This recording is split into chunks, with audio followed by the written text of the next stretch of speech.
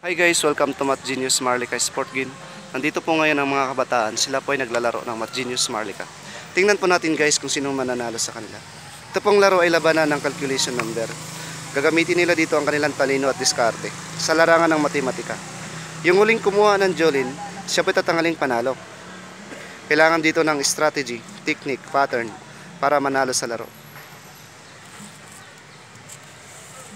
Sino kaya ngayon guys ang mananalo sa kanila? Talagang pinag-iisipan talaga nila ng gusto. Hindi sila basta-basta dumadampot lang.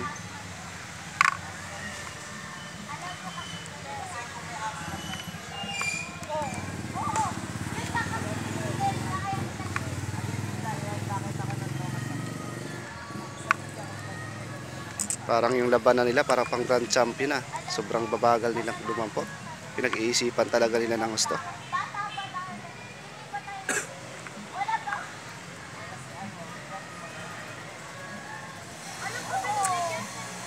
Yun, inubos niya isang grupo.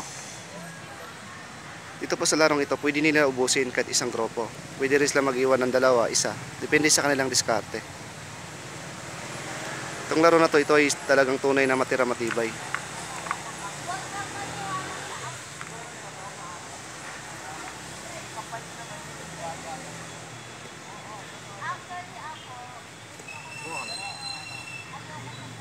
Talagang time pressure talaga ito kung tutusin.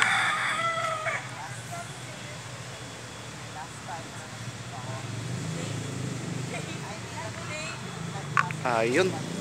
Parang alam na kung sinong mananalo nito. Checkmate, corner na talaga to.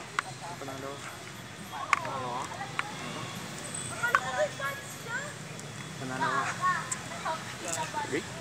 Reside na siya.